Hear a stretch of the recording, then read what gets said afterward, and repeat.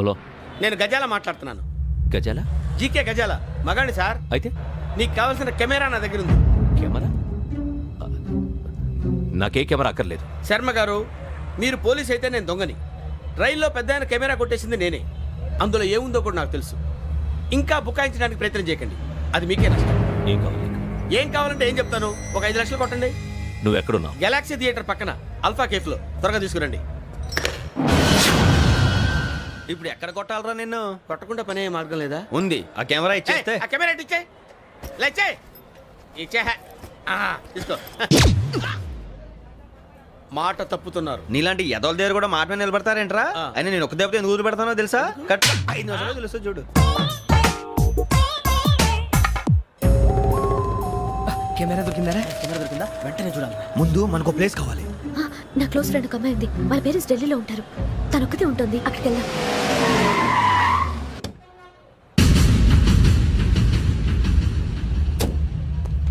గజాల ఇక్కడ ఆడున్నాడు sir.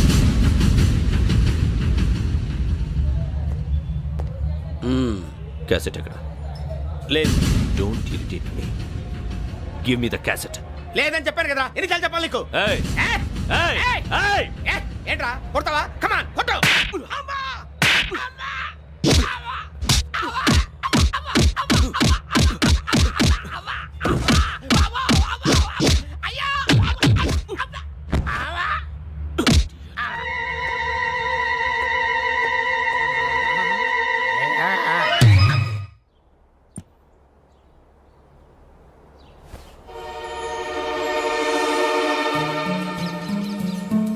Indira park.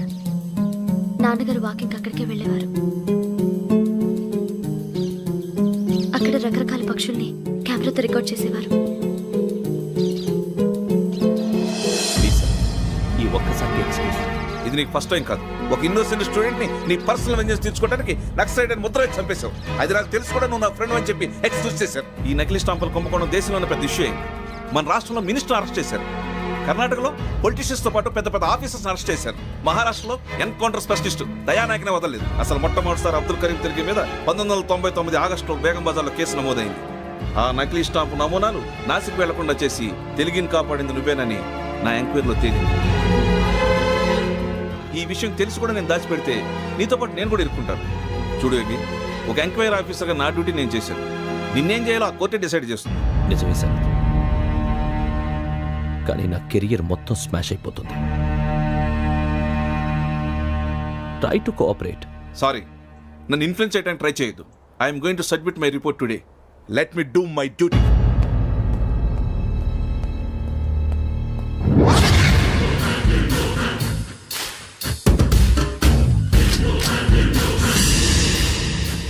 Sarath,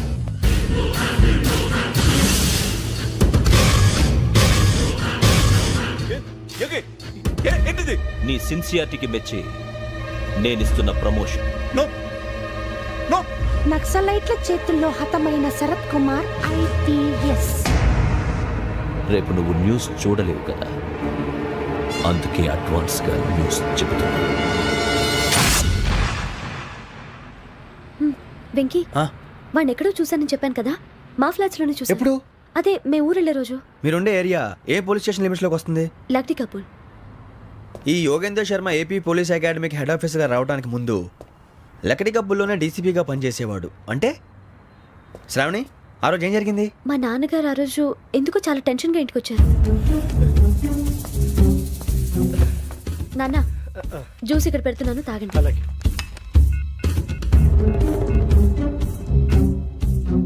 నేను ఇప్పుడే షాప్కి వెళ్ళొస్తాను.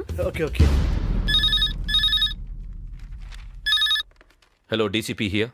నా పేరు ప్రసాదరావు, లక్రీ కపుల్ నుంచి మాట్లాడుతున్నాను. ఇందిరా పార్క్ లో జరిగిన మర్డర్ గురించి మీతో మాట్లాడారు. చెప్పండి. చంపింది ఎవరు? నేను చూశాను. చూశాను. మార్నింగ్ వాక్ లో బర్డ్స్ రికార్డ్ చేస్తుండగా మర్డర్ చూశాను. అదంతా నా హ్యాండ్ క్యామ్ లో రికార్డ్ చేశాను. ఆ క్యాసెట్ ఎక్కడుంది? నా దగ్గరే ఉంది సార్. మీరు ఈ విషయం ఎవరికైనా చెప్పారా? లేదు సార్, ఫస్ట్ మీకే ఫోన్ చేశాను. ఇది చాలా సెన్సిటివ్ కేస్. ఇందులో పెద్ద పెద్ద వాళ్ళు ఇన్వాల్వ్ అయి ఉన్నారు. మీరు ఈ టాపిక్ ఎక్కడా డిస్కస్ చెయ్యొద్దు. ఎవరికి ఈ విషయం గురించి చెప్పద్దు. ఆఖరికి మీ ఇంట్లో వాళ్ళకు కూడా. లేకపోతే మీ ప్రాణాలకే కాదు వాళ్ళ ప్రాణాలు కూడా ప్రమాదం. అలాగే సార్. మీ అడ్రస్ చెప్పండి. Flat number 418 Arun apartments, opposite to Niloufer hospital, beside petrol bunk, దగ్గరికి కప్పుల్. మీరు అక్కడే ఉండండి. I will get in touch with you.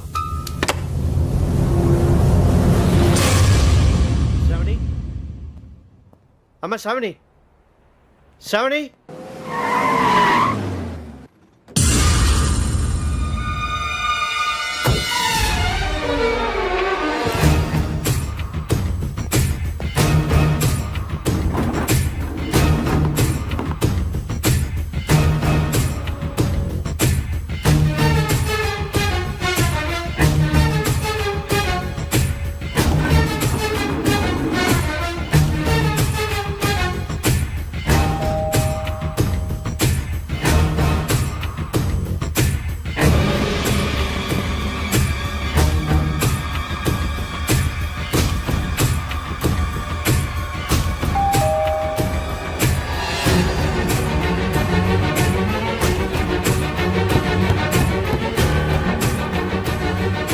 రామ్మా, త్వరగా రా. ఏంటన్నా ఎందుకు టెన్షన్ ఏం లేదు, చెప్తారా దా.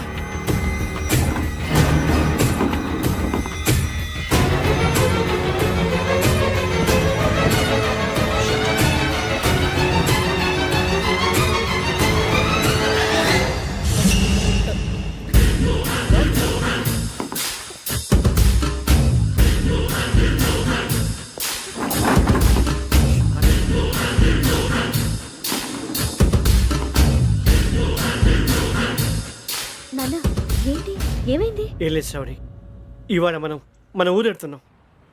ఆయన చూసిన నేరాన్ని పోలీసులు చెప్పాలనే కంగారులో హంతకుడికి వివరాలన్నీ చెప్పేశారు. మీ ఫ్లాట్ ముందు యోగేంద్రని చూసి భయంతో మీ నాన్నగారు మిమ్మల్ని ఊరికి తీసుకెళ్ళిపోయారు. వచ్చేటప్పుడు కూడా యోగేంద్ర హంతకుడని తెలియక మీ బెర్త్ నెంబర్స్ వాడికి ఇచ్చేశారు. బెర్త్ నెంబర్స్ మారటం వల్ల మీ నాన్నగారితో పాటు ఆ అమ్మాయిని చంపేశాడు. వాడిని వదలకూడదురా. ఈ క్యాసెట్ మన దగ్గర ఉండగా వాడు తప్పించుకోవడం కష్టం. కానీ ఈ సాక్ష్యాన్ని పోలీసులు అందజేద్దామంటే ఈ కేసు డీల్ చేస్తున్న డీసీపీ భరత్ వాడికి చాలా క్లోజు. పోనీ మనం గవర్నర్ని కలిస్తే? వాట్? గవర్నర్ అపాయింట్మెంట్ తీసుకున్నారా? అవును సార్, వాళ్ళ దగ్గర ఎవిడెన్స్ ఉందట. పోలీస్ డిపార్ట్మెంట్ మీద నమ్మకం లేక గవర్నర్ రిక్వెస్ట్ చేస్తే రేపు హాలిడేనా స్పెషల్గా కన్సిడర్ చేసి అపాయింట్మెంట్ ఇచ్చారు.